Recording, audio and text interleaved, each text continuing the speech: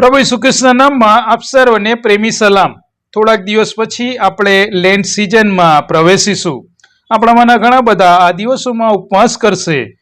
ઉપવાસ વિશે અગાઉ આપણે 3 ભાગમાં જોયું હતું। હવે આપણે લેન્ટ વિશે શીખવા સમજવાનો પ્રયત્ન કરીએ, ખાસ કરીને 4 બાબતો દ્વારા। પહેલી બાબત, લેન્ટ એટલે શું અને તેનો ઇતિહાસ શું છે। બીજી બાબત, લેન્ટ સિઝનની શરૂઆત બુધવારથી જ શા માટે। ત્રીજી બાબત, શા માટે રાખનો બુધવાર, મતલબ એ બુધવારથી શરૂ થાય છે પણ તેને રાખનો બુધવાર શા માટે કહેવામાં આવે છે। ચોથી બાબત, 40 દિવસ જ શા માટે। અને છેલ્લે બધી બાબતનો ટૂંકમાં સાર જોઈશું। લેન્ટ સિઝનની આ બાબતો જાણવા માટે આપણે 3 વિભાગની અંદર આ સંદેશાઓ જોઈશું, જેમાંનો આજે પહેલો વિભાગ આપણે જોવાનો પ્રયત્ન કરીએ। અહીંયા પહેલી જે બાબત છે, લેન્ટ એટલે શું અને તેનો ઇતિહાસ, તે વિશે આજે આપણે જોવાનો પ્રયત્ન કરીએ। લેન્ટ શબ્દનો બાઇબલમાં ક્યાંય ઉલ્લેખ નથી, છતાં આપણે લેન્ટ સિઝનમાં માનીએ છીએ, કારણ કે તે શબ્દનો બાઇબલમાં ઉલ્લેખ નથી, પણ બાઇબલમાં તેનો આધાર ચોક્કસ છે। આ કોઈ કુદરતી ઋતુ નથી, પણ ખ્રિસ્તી કેલેન્ડરમાં તે એશ વેનસડે એટલે કે ભસ્મ બુધવાર એટલે કે રાખના બુધવારથી શરૂ થાય છે। અને આ એક આધ્યાત્મિક ઋતુ છે।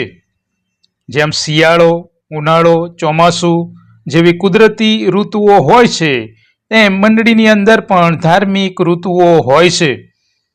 આપણે જોઈએ તો એડવાન્સ સિઝન એટલે કે આગમનનો સમય, જે ડિસેમ્બરથી શરૂ થાય છે। પ્રભુ ઈસુ ખ્રિસ્તના જન્મ પહેલા અને જન્મના સમય દરમિયાન આ સિઝન આપણે ઉજવીએ છીએ।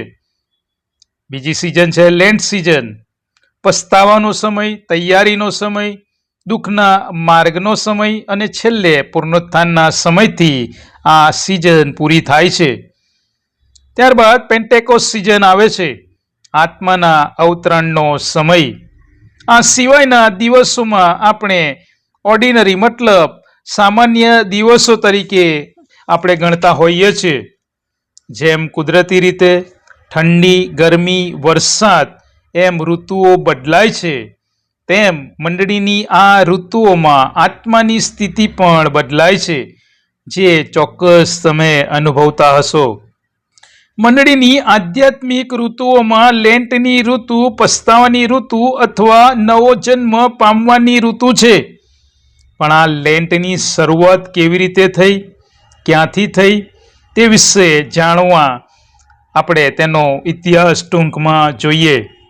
પ્રથમ સદીમાં ખ્રિસ્તીઓ ઈસ્ટરના થોડા સમય પહેલા, ખાસ કરીને ગુડ ફ્રાઇડે અને તેના પછીના શનિવારે ઉપવાસ કરતા હતા, અને ત્યારબાદ તેઓ બીજી સદીમાં આ ઉપવાસના દિવસો વધારીને 7 દિવસ સુધી ઉપવાસ કરવા લાગ્યા।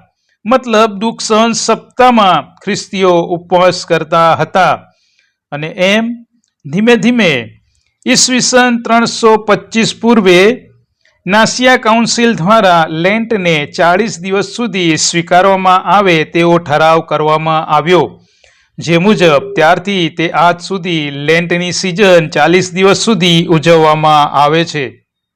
જેમ જેમ સમય પસાર થતો ગયો, તેમ તેમ તેમાં સુધારા વધારા ચાલુ રાખતા ઉપવાસ સાથે પસ્તાવો કરવો, પ્રાર્થના કરવી, દાન આપવું, સેવા કરવી વગેરે બાબતો ઉમેરાતી ગઈ।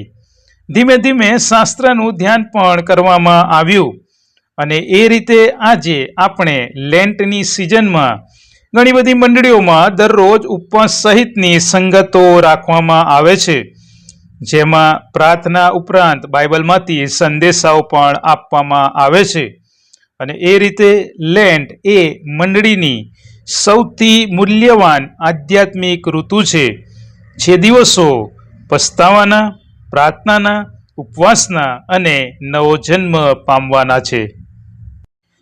આગળ બીજા ભાગમાં આપણે જોઈશું લેન્ટની સિઝનની શરૂઆત બુધવારથી જ શા માટે થાય છે, અને શા માટે રાખનો બુધવાર મતલબ બુધવાર તો ચોક્કસ આવે છે, પણ તેને રાખનો બુધવાર શા માટે કહેવામાં આવે છે તે વિશે આગળ આપણે જોઈશું. ત્યાં સુધી પ્રભુ આપ સર્વને શાંતિમાં રાખે, સુખમાં રાખે, આનંદમાં રાખે તેવી પ્રાર્થના સાથે. આમેન.